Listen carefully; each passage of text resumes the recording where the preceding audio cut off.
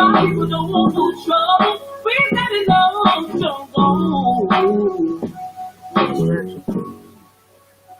I just wanna live. God protect me. I just wanna live. God protect me.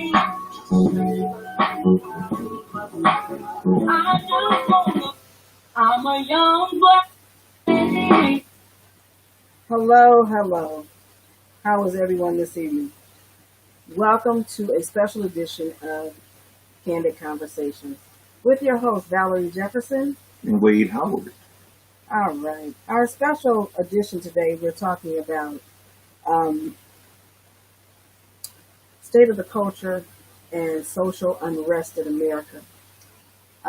This is a heavy day. It's been a heavy couple of days since the murder, and we're going to call it the murder of George Floyd.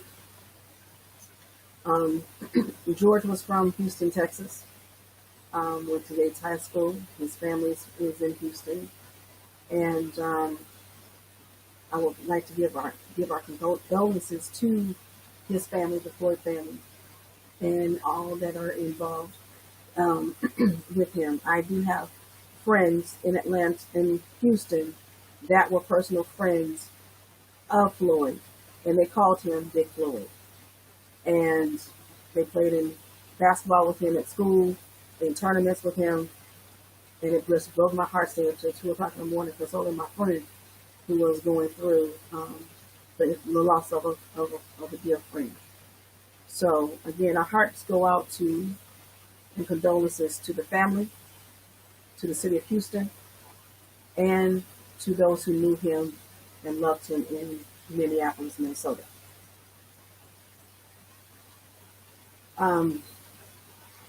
Right now, it's a riot going on all over this country.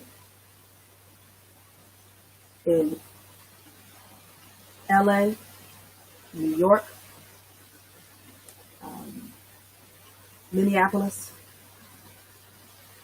Atlanta, and protesting. We need to march. We need to stand up for the social injustice in this country. We don't need to lose another black man, father, son, brother to police brutality. We can't do it. So the people in this country is rising up. We are angry, to be clear. But we want justice. We want first-degree murder, not third. For all parties involved. We want to see the other 3 officers arrested for playing their part in this murder. Now, what we really want to see justice served. Because had it been someone else, they would already been in jail and prosecuted. What are the particulars surrounding the whole incident from the onset? What was the, because I followed it, I've been following it as it's been going, but what is the first of all, why were they even encountering this young man in the first place? Well, from my understanding, and it's still shaky, I'm not really sure, because I keep hearing different reports. And the reports I'm hearing is he was either trying to pass a forged check. Then I hear another report that it was a counterfeit bill. And then he was trying to resist.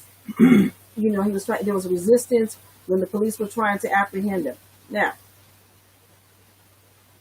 videos don't lie. The video doesn't lie. There was a video in front of a store where they arrested the young man. And when he got out of the car, you could see them putting the handcuffs on him. He was not resisting. They took him and they set him on the ground. He still was not resisting. You can't see where he was talking back or being nasty to the police or anything. Then they picked him up off the ground and took him to the backside of the car. They weren't trying to put him in the car. Somehow he wound up, I didn't see any video clip of how he got on the ground. But I saw the officer who had his knee on his neck and his hand in his left pocket, applying more pressure. The ambulance, the paramedics came, and when the paramedics came, the officer still would not let up so they could attend to him.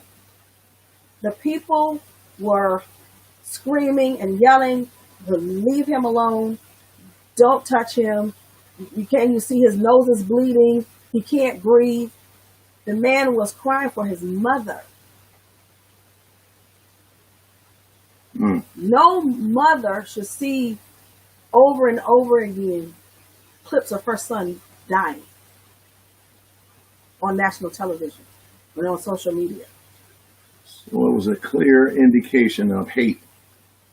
For the sake of a disclaimer, we give the facts here on. Mother should see. We give the facts on here on Candid Conversations, and we just put it out on the table, and we just address the facts. And facts are so far showing that it was definitely police brutality. Absolutely. And police brutality is wrong, and we know that.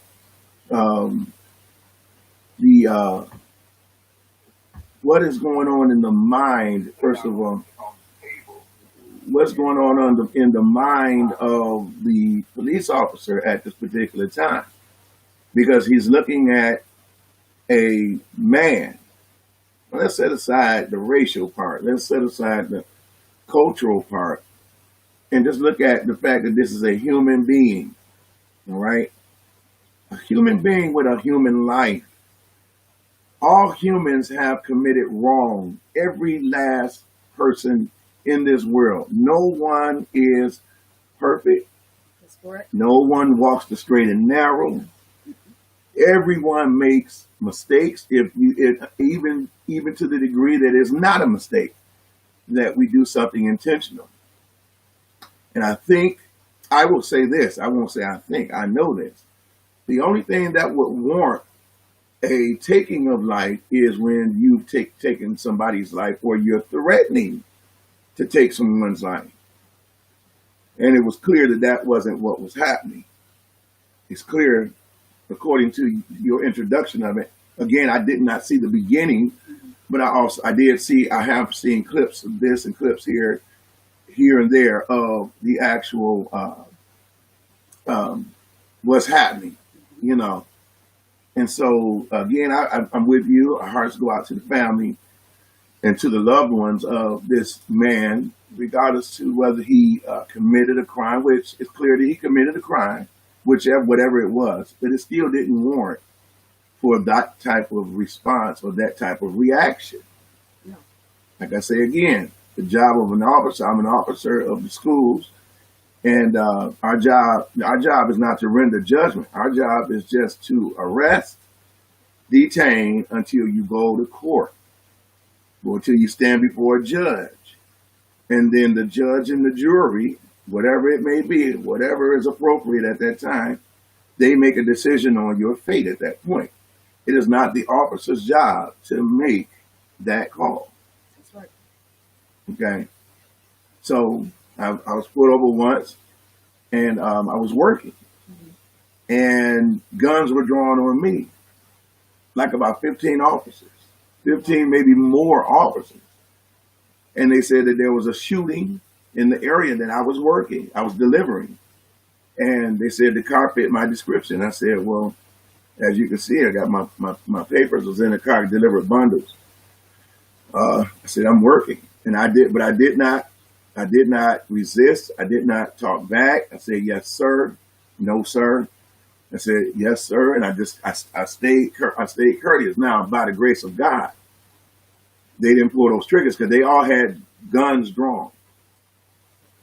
All of them had guns drawn. I was so scared that when they said I was free to go, I still stayed there with my hands on the car. Okay. Shaking like a crackhead. I mean, like, but I, I can't speak for everyone. Right. Right. I only suggest to us as people, not just black, not just white, not just any race of people, but I speak specifically to black people when I say this, without excluding the other races. Just, we have to be careful how we address these officers.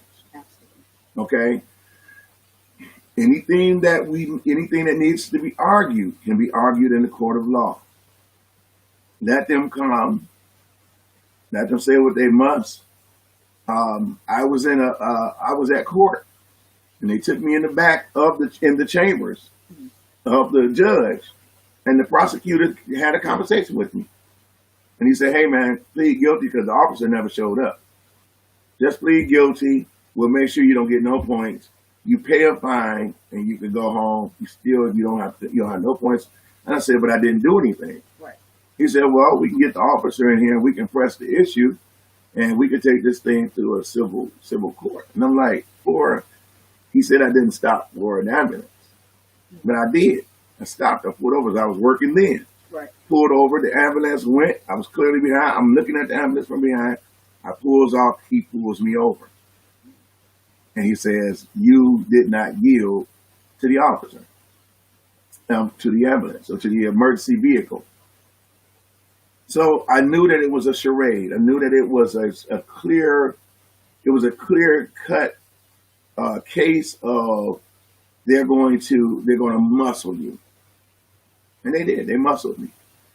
I pleaded guilty, and I should not have. I should have fought it, but I didn't have the courage at that time because my job required me to have my license. My job required me to not have points and to continue to be able to drive. Well, had I had those points, I wouldn't have been able to drive, and then I wouldn't have been able to make a living. So there is a clear injustice. Never go to court. Never go to court without a lawyer. Never go without an attorney. Right. I know it may cost a little bit of money. It may cost a few dollars. Never go to court without a lawyer. Because you will be railroaded when you don't have representation, legal representation. People who know the law. And you hire your own lawyer. You talk to a lawyer, tell them what your financial situation is. Tell them what happened and let them go from there. Because you might end up having a lawsuit. Very true. If it goes any other way than what it was supposed to go. That the burden of proof is on that officer to prove that, because they have cameras in their car, to prove that you either didn't do what you were supposed to do, or that you did something, that you were supposed to do. Right. Absolutely. It's crazy. I hear stories time and time again from friends of when they've been pulled over. I can remember an incident that I encountered once. I was on my way to my best friend's house. She lived in apartment buildings in Warrensville. And I get out of the car, and this cop pulled up, and he tried to harass me. I get out of the car. Now, I know I look young for my age, but I get out of the car, and he started asking me all these questions. Where are you going? And he was talking to me very nasty. I didn't know him. I didn't do anything. I was just going to my best friend's house. And he started asking me a bunch of questions. And I looked at him, and I said, "I'm sorry, but what's your name?" "I'm Officer so-and-so." "What is your badge number?" And he looked at me, and he said, "Well, what do you?" I said, "Because I know I look young to you." I said, "But I guarantee you I'm probably older than you." I said, "Is this what you do? Is this how you harass people just for no reason?" Because you don't have anything else to do. You're in an apartment. You're driving around an apartment complex. And the next thing you know, he said, okay, go on with your business. Go on with your business. And I'm sitting here thinking, this is what this guy does. Mm-hmm. He just harassed people for no reason. Mm-hmm. When I had first moved to Houston, I was getting off the freeway. I was on my way home from the mall. I'd been shopping. And I'm driving down they have what's called feeder roads. So when you get off, you pull off on the feeder. Okay, I'd only been in Houston maybe a month. I get pulled over by the state trooper. And as soon as he comes up to the car, he said, "Can I have your license and registration?" I gave it to him. And I was like, okay, what did I do? Then he asked me to get out of the car. And I'm like, for what? Why am I getting out of the car? It was his way of harassing people. Mm-hmm. Making you get out of the car while he goes back to check your information. And then he comes back and he's like, and I said, well, I need to ask you a question. Why did you ask me to get out of the car? I've never, ever, for routine traffic stop or anything, been asked to get out of my vehicle, and I'm not a threat to you. And he said, well, I reserve the right to do whatever I want to do. Mm. I was like, oh, okay. Needless to say, I got all of his information, and I called him for a report about it. But what we're dealing with today is not good. That's an abuse of authority. It's an abuse. You know, you have certain guidelines as an officer to follow. Even when a person is responding in a derogatory way, or they're being combative, the first thing that you do is you're supposed to handle the person with, they call it verbal judo. Okay, and verbal judo is a way to de-escalate a situation if it in fact go up to at a certain level. But it also is it's a preventative measure that we use to talk to people and to really get them to comply in a peaceful manner. Mm-hmm. And it's the respect of the citizen or the person that we are approaching or that we are addressing. And then, of course, if you're under arrest, it has to be done as peacefully as possible. I'm gonna be honest with you. I don't feel like wrestling. Number one. Right. So for me to reach a point where I'm wrestling, or I'm getting ready to be combative with a person, that means that I have allowed myself to go to that level mentally. Mm-hmm. I've already prepared myself mentally to take on a struggle with a person. Okay. Because when you take on a struggle with a person, you're taking on physical, you're exerting energy. You're getting ready to be exhausted. You're getting ready to go through the whole nine. When you have 3 or more people with you, or 2 more, or just even 1 more person with you, you tend to get a little bit cocky, as they call it, or you get a little built up and caught up in yourself because now unless this guy is really big, or this woman, even a woman that can be really big, can be a tussle. Right. So they suggest, and the procedure, the policies and procedure, is to approach the situation peacefully, and that's de-escalate it, and try to handle it as peacefully as possible. Seem like a lot of officers now, and I don't talk against officers, but I talk against officers who operate in hatred. Yes, it's wrong. Yes. When you come out and you're already in that mode and you're ready, it's like something pumped you up. It could be that you had a bad day with your wife. Could have had your children could have been getting on your nerves. There could have been a bill due that took money out your account and you didn't know it, and now you're broke. Whatever the case may be, you are required to handle or control your temper when you're dealing with the general public. That man was wrong. He was wrong. Whatever he did, he was wrong for them to approach him on the onset. Yes. However, again, it did not warrant that type of behavior. No, he didn't kill anyone. Exactly. He didn't pose a threat. He didn't pose any threat. And that, we don't know what his circumstances was as to why he passed a bad check or whatever, a bad deal or whatever it was. You know, I mean, we are still going through a season. We're in a season of the pandemic. People have lost their jobs. We don't know what the situation is. So, and we still don't have the clarification as to really what happened.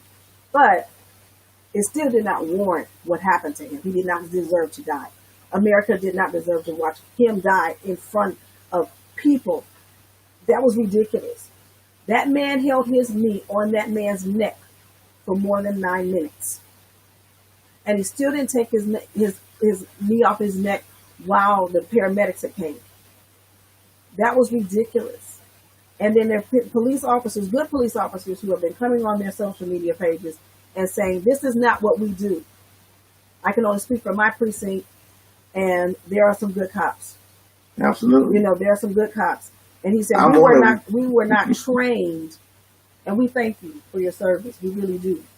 And he said, we were not trained to do those type of, that's not how we reprehend somebody. That's not what we do.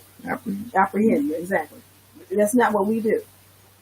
And it just breaks my heart to see what's going on in our country right now. How people are looting. See, this is where people take advantage. Right. Because the people that are there to protest with the NAACP and all the other Black Lives Matter and different groups, they're peacefully protesting in the cities. But for some reason at night, there are some people that are taking advantage.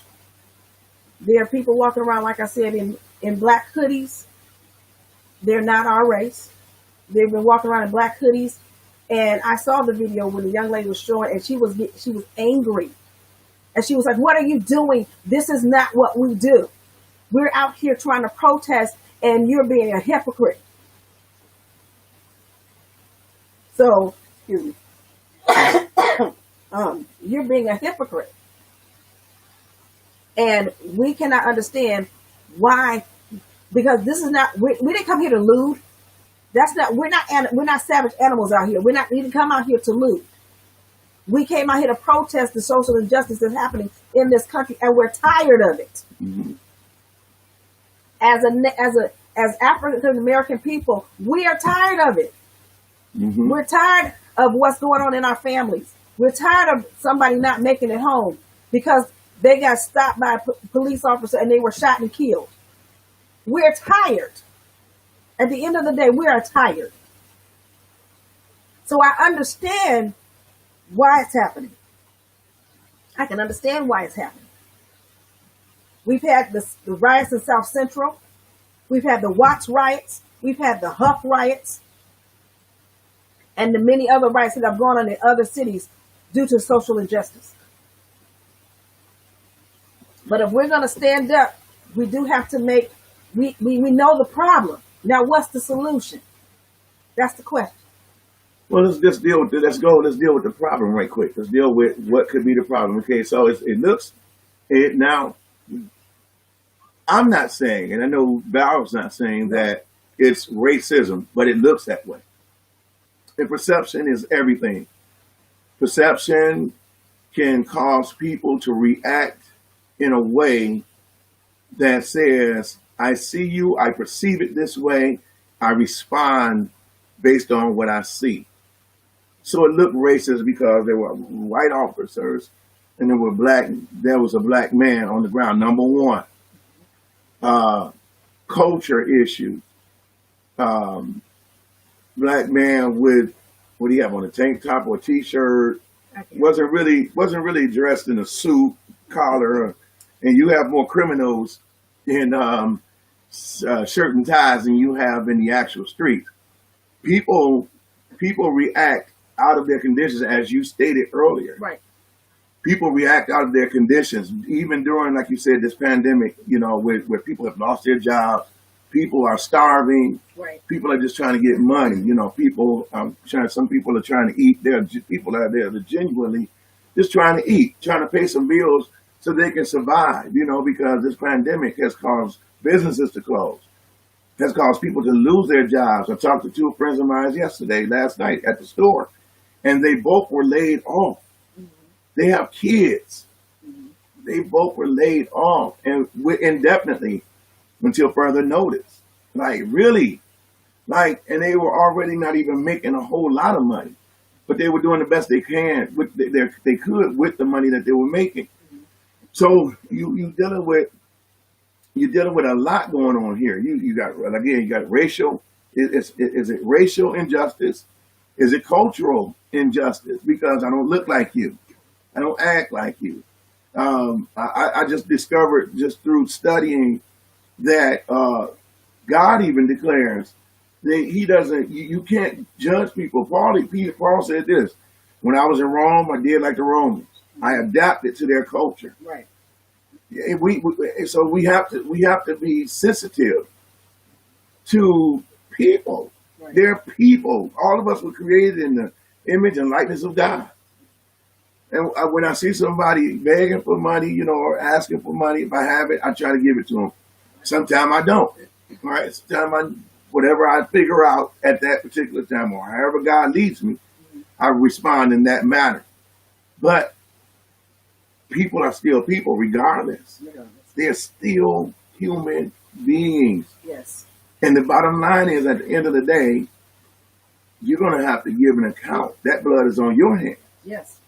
You know, because God knows the real intents of the heart. Now, what it looks like, and this is why, listen, out of one incident, just like almost like the Rodney King, I think this one might be far worse than the Rodney King yes. incident. Yes. People all, like Val brought out earlier, people all over the world, as you brought out earlier, everyone's protesting. Downtown Cleveland, they are burning something in front of the Justice Center. Oh, I didn't know that. Yeah, they were burning something. It's burning. It's on social media. One of my coworkers sent me sent it on Facebook, tagged me in on it, and even with the looting. Now let's deal with that looting, because guess what?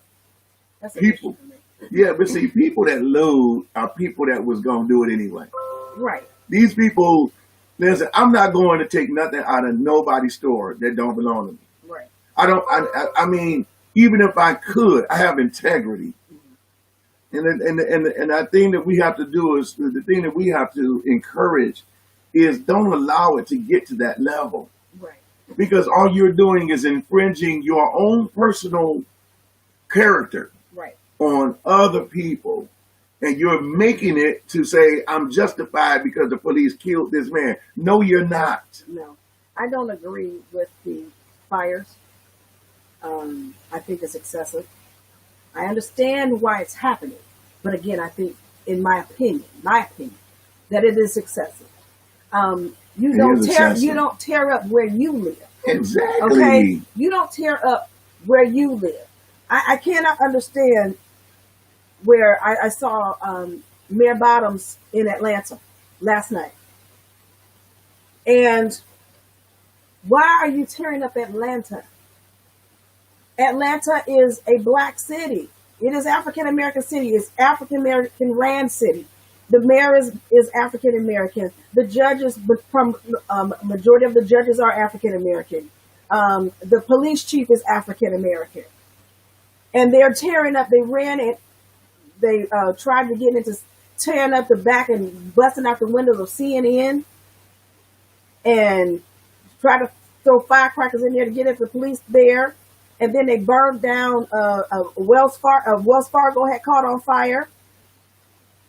And I'm seeing other places. Then they ran up. They went from downtown up to Buckhead, and went over to Phipps Plaza and over to Lenox Square Mall, both of which I've shopped at.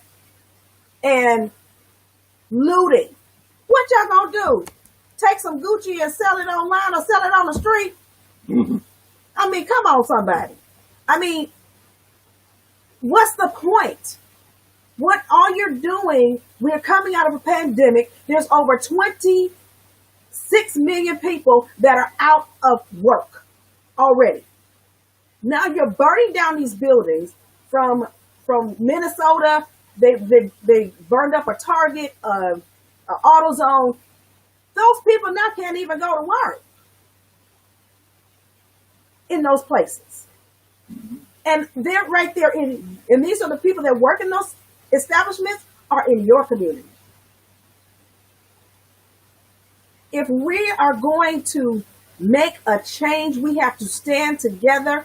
And if we're going to protest, let's protest peacefully. And then when November comes, we need to vote. Absolutely. Because the change comes when we vote the right people in position. Because the issues with the police, now I have to say this because I had wrote it down. We're attacking the fruit instead of the root. Okay? That's what we're doing. The fruit is what you're seeing, the police officers, these corrupt police officers. That's the fruit. But the root of the corruption goes way past that. And we have to go and take it to where the heart of it is. Absolutely. The root of it. We gotta cut it off at the root. Because it's in our local municipalities is where it is. So we have to, from the mayor to the judges to the police chief. Because when I look at the Minneapolis Police Department, because they burnt out that precinct. So when you're looking at the police department, okay, these people, let's take it to the records. The officer that is now charged with murder, they pulled his record. He had over 20 incidents of misconduct. I don't know any job, do you? Where you get that many chances? That's a lot of chances. Of misconduct? I know in corporate, because my career is in banking, I know in corporate you get a first notice, you get a first and a final. So how is it with the justice system, you are getting 20 chances and you have all these cases showing that you have been using excessive force? Then one of the other officers, the Asian officer, he has a pending case right now. They need to go back and look at all the records of all these police officers. And if they've been reprimanded more than once or twice, get them out of there. Especially if it's for excessive force. This is part of the problem. You keep giving them a slap on the wrist and, okay, going back to work. So visit the young people, the man and the woman that was on the high-speed chase, 37 officers. What was their name? Okay, when was this? This was, oh my God. It was a case, and I got their names on the tip of my tongue. Somebody help me out with the name. But they shot into the car 137 times. The officer stood on top of the hood and shot into the car. And they shot into the car 137 times. And then the officer, they said it wasn't necessarily his bullet that did the actual killing, even though he was shooting into the car along with the other so many officers, 137 rounds. I believe, now, I did hear about that case. I was living in Houston at the time, so I'm not Melissa, really, I think her name was Melissa, familiar. something like that. I heard about it, but I was living in Houston, so I'm not as familiar with it. But it's crazy. I mean, you turn on the TV right now, they are protesting. I think I saw they're now shooting with rubber bullets and tear gas.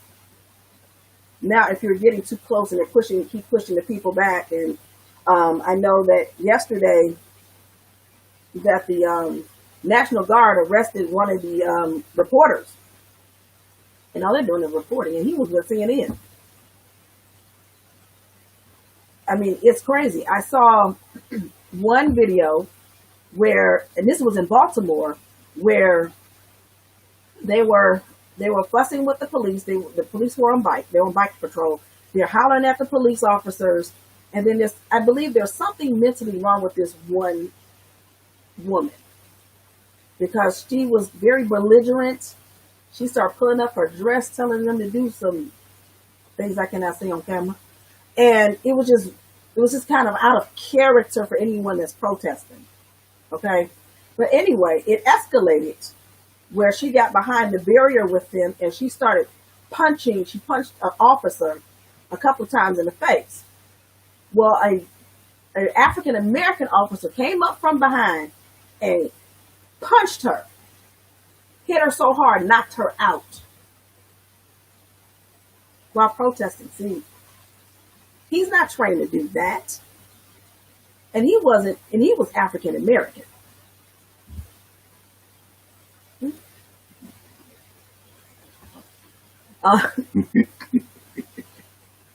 Anyway, he is African American, and he knocked her out. And they were like, "Wait a minute, you're not trained. You could have handled her better than that. Why you hitting a woman?" Now, granted, I'm not sure if she was high on anything or whatever the case may have been, but was she wrong? Absolutely, she shouldn't have put her hands on him. But did she deserve to be punched and knocked out? No, she didn't deserve that either. Because that's not the way. There were I want to say there were at least 7 officers right there in the midst of what was happening. They could have apprehended her, grabbed her, put her hands behind the back. They could have been able to hold her without having to punch her.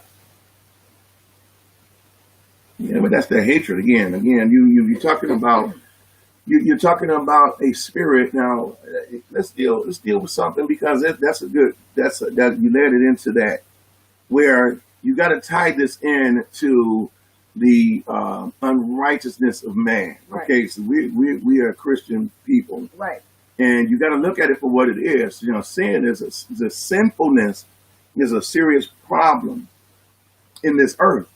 You don't want to tie it to sin or evil. It's evil. It's evil for you to take somebody's life and they're handcuffed and they can't even protect themselves or defend themselves. You take their lives. You are worse than the actual criminal. Now what you've done has far exceeded what he did. Right. So now you downplay what he did. He can't even he can't go to court for what he did because he's not even here to stand trial. Right. Your job as an officer is to take him and detain him so that he can go to trial. Right. Your job is not to render judgment. Your job is not to render a verdict and then carry that verdict out.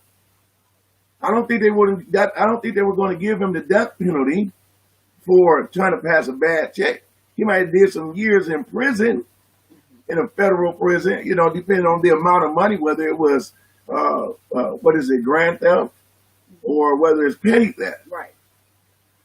So that determines, what his judgment is going to be or where he will spend and carry out his penalty.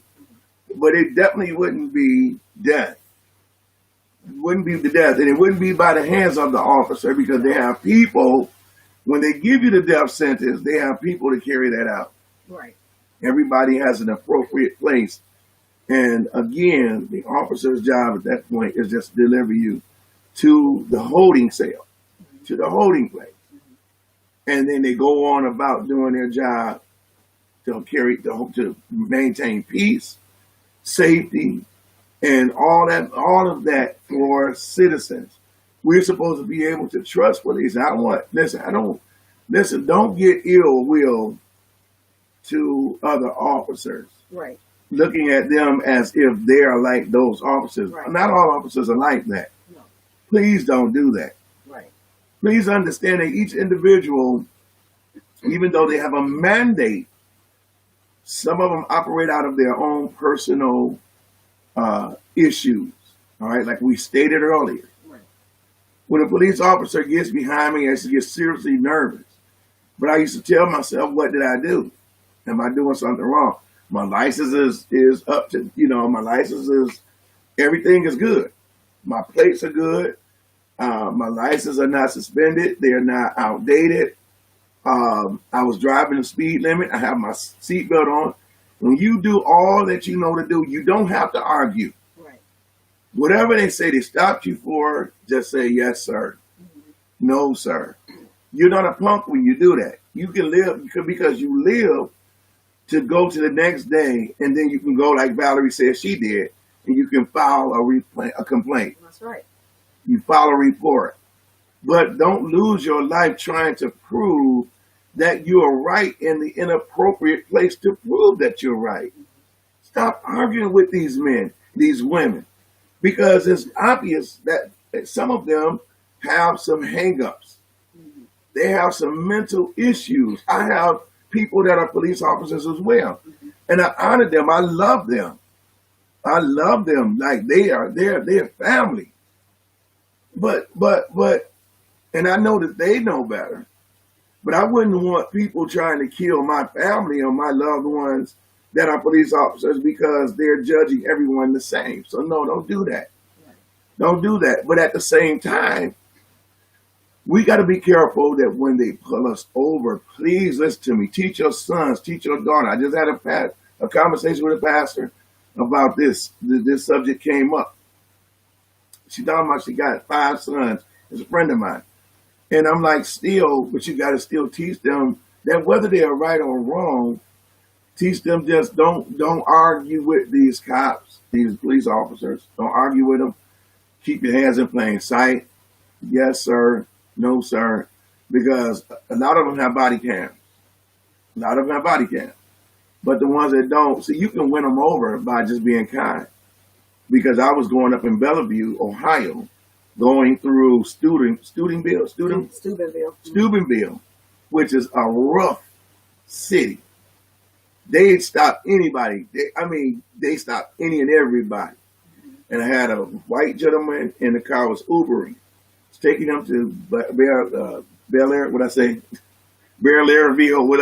Bel Air, Ohio, which was like 3.5 hours outside of Cleveland. It was like almost going to Cincinnati. I took the trip, it paid well, and it gave me a beautiful tip.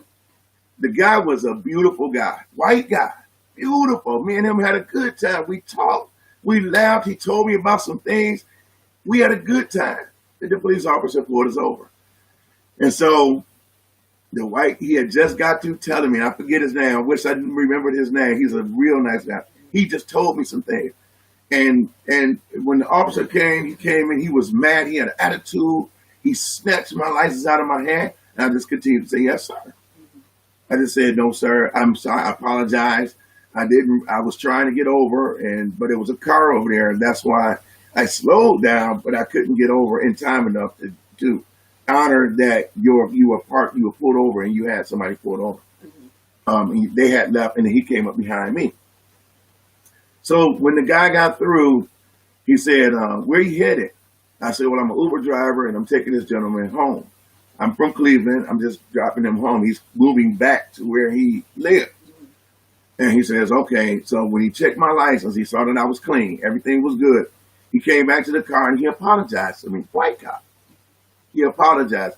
He said, man, I'm sorry. I was a little rough on you. He said, I know I was. He said, but then I apologize. He said, hey, man, you have a good day. Drive careful. And just when you see an officer, just try to pull over next time. I said, yes, sir. And I pulled off. The white guy behind me, the guy that I was taking, he said, man, you was good. He said, you handled yourself good. He said, because it had been me. He said, I would have been like, da-da-da-da-da-da-da. I said, but that's not my style. That's not my character. But he said, but you did. He said, he said, you just taught me something. He said, you taught me something, man. He said, and I appreciate that. And the officer, like I said, he apologized and he let us go. No problems. I came back through there, going back home, and everything was fine. So it is a way that there is a way, and I'm not making excuses for the officers that did what they did. I'm just saying, when you've done all to stand keep standing. That's right. Keep standing for what is right. Keep doing the right thing. We suffer for righteousness' sake. We suffer persecution. We suffer. We are a people that is suffering, and yes, it's wrong. It's That's wrong, wrong. and we're upset about it. But the Bible says, "Be angry, but sin not." Sin not. Say that again.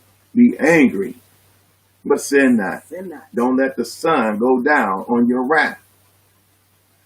Do not get in altercations with these officers.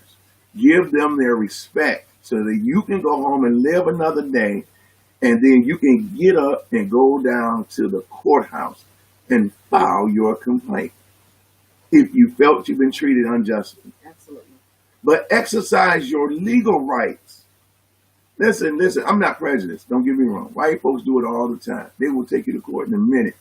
And a lot of times they will win. Why? Merely, sometimes based on the fact they did it right.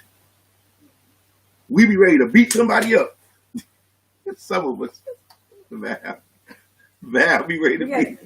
Yeah. Val will be ready. Yeah, see this bango, you know.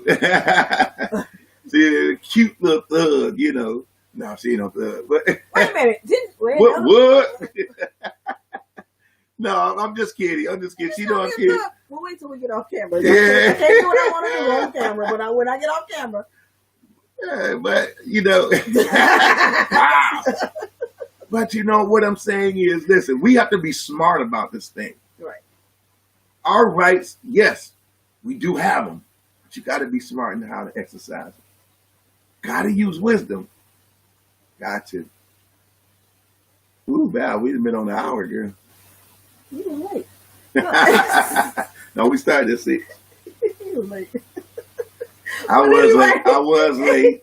You know, at some point, I had to have the seriousness in the beginning of the show because we're dealing with some serious issues. But also, I want to remind everyone, please stay safe. We're still dealing with COVID-19. Yes. And I have a feeling that because of the riots that are going on, it's going to spread. It's going to spread even more. And the cases are going to go up. So everyone, please use wisdom and be safe. And I'm going to say this how I feel it. Don't judge me. But tonight, folks, take your behinds home. That's right. That's my cousin Paula.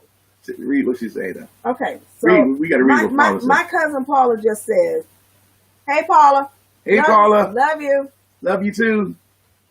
Oh, Paula, wait, Paula. Okay, there we go. It's not always necessary to have the last word. Your day will come. Exactly. Absolutely. And that's very well. Very well put. Thank you, Paula. You don't always have to have the last word. Just take whatever they say and move on. What does Mr. King say? Oh, hey, Gerald. I'm sorry, I didn't see you on here. That's Paula's brother. Hey, Gerald. Gerald said, "Live to fight another day." There it is, Gerald. That's what it's all about. This is why we wanted to come on today and kind of have a conversation. Have those conversations with your family members. I know that we have people that watch Candid Conversations from all over the country, and let's do the right thing. Let's do the right thing. Let's have those conversations with our family members, especially our young people, and have these conversations. They don't really know what real protesting is like and how to protest, but we can do it in peacefulness. Because what I don't want to see, my fear, and I'm going to say this, is that they're going to change those rubber bullets into real bullets. Oh, yeah. And then we're going to have a real problem in this country. I've been on edge for a long time. And I was telling Wade this, and those who know me know I've been saying this, that there was something coming. Mm-hmm. And it's not good. But if we stay prayerful, have those conversations, it's really imperative that we have these conversations with our family members and our friends so that they can stay safe. Because people have been getting arrested People have been, and as you can see, if you turn on the TV, they're getting, they're shooting them with rubber bullets. They don't deserve that either. Shooting them with rubber bullets and tear gas. It's really not necessary if we're doing a peaceful march. I'm still trying to figure out what the purpose of burning stuff is for, but I do understand that when we know better, we do better. But we can't continue to tear down our own neighborhoods. Absolutely. Because there are people who cannot rebuild. Absolutely. They don't even have the insurance to rebuild. Absolutely. Not to mention, we already have issues with people losing their jobs due to the pandemic, Mm-hmm. and you trying to burn out businesses. Yeah. But just remember, and I'm even speaking to the people in Atlanta right now, there are a majority of the businesses in Atlanta, and I got this straight from the mayor. There are a lot of the businesses are owned by your own. I'm going to say that again. The businesses are owned by your own. By us, for us. So keep that in mind. Keep it in mind.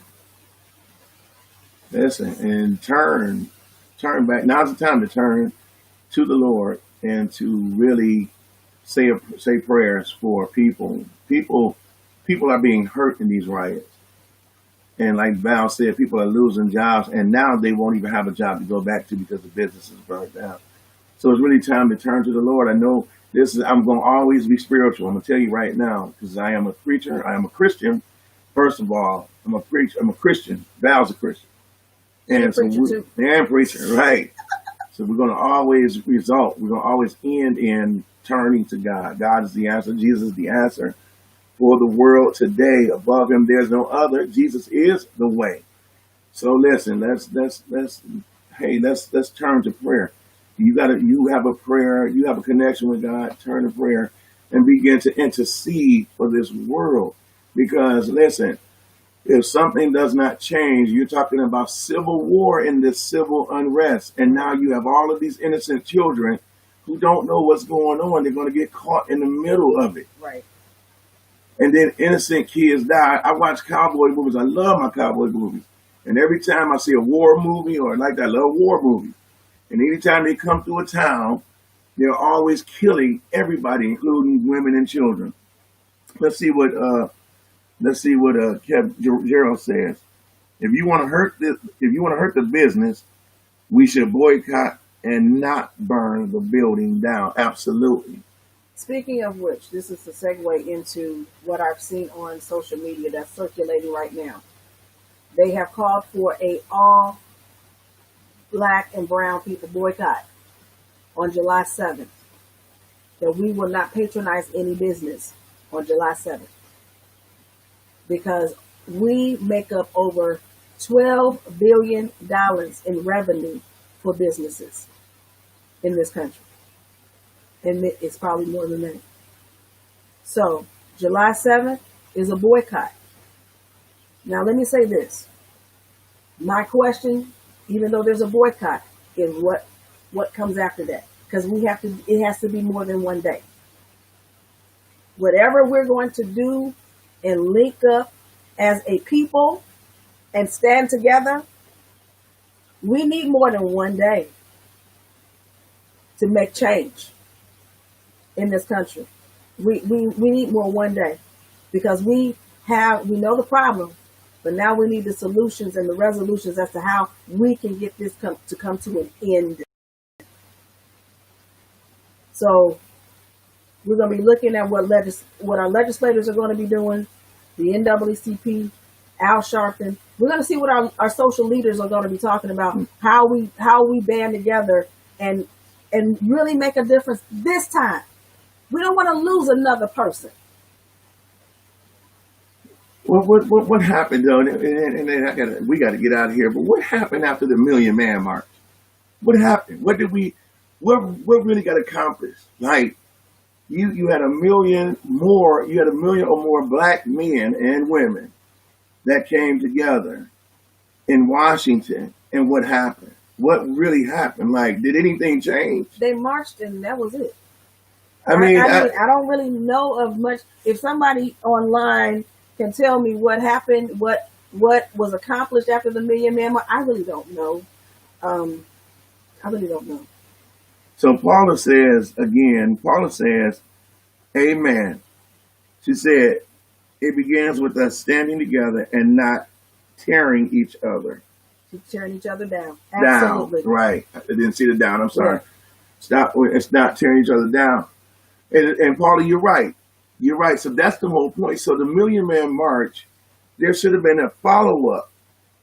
Now that you were able to bring a million more or more, they said it was more than a million there. You were able, and men was busloads of men and women. They used their own money to go because they want to see change. Right.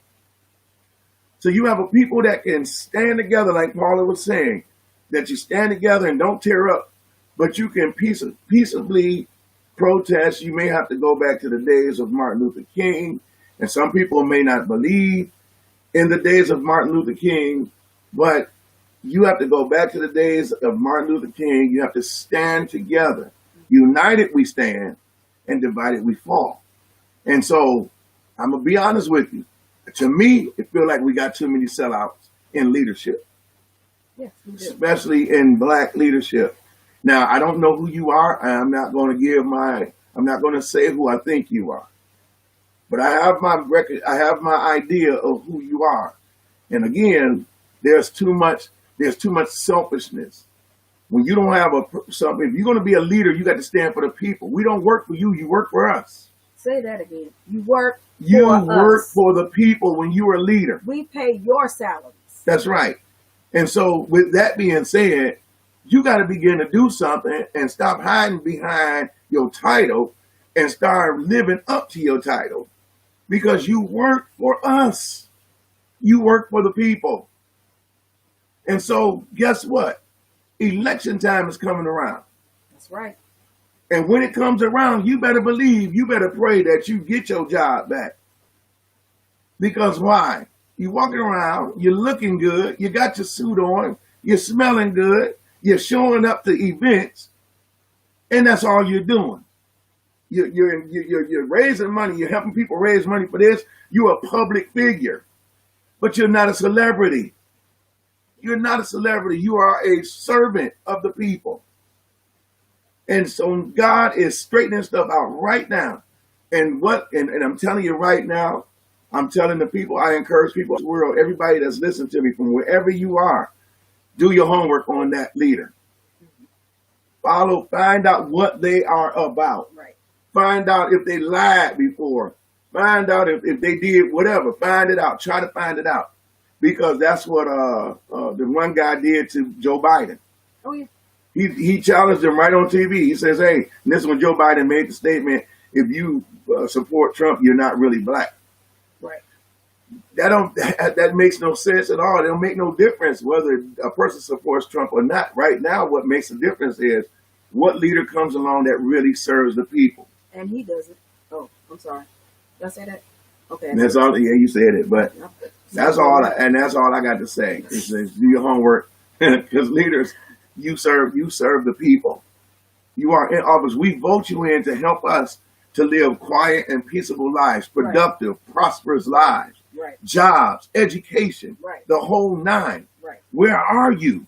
And I'm going to say this, and just to put the little cherry on top. Yeah, do that. Let me say this. It doesn't matter whether you are a Democrat or a Republican or independent. If you're elected to office, if you're elected to an office, whether you are governor, senator, president, Mayor. senator, councilperson, Congressman. mayor, congressman, you work for the American people, period. And your job is to do right by American people. We have gotten in it within the last 3.5 years, for some reason, we're no longer, we're now divided by our own political party. But I'm gonna say that for another show. All right. So we're gonna get out of here. Yeah. We're we're gonna get out of here. We want to thank you for tuning in today for this special edition of Candid Conversations. I will admonish you. I want to ask everyone who watches us to please like our new Candid Conversations page. Our future broadcast will be coming from the page, so that way Wade and I both can see all of the comments collectively from his page and mine. Girl just wrote a book. Oh my goodness. And so I want you guys to go to Candid Conversations page. Please like us. We'll be posting up information, shows that are coming up, and so just support us, and we appreciate you. We want to thank you for tuning in Periscope, Twitter, YouTube, and Facebook. Instagram. And Instagram. We want to thank you for tuning in to tonight's edition. Our regular scheduled night is on Monday at 7:30. So we'll see you on Monday. This is your host, Valerie Jefferson.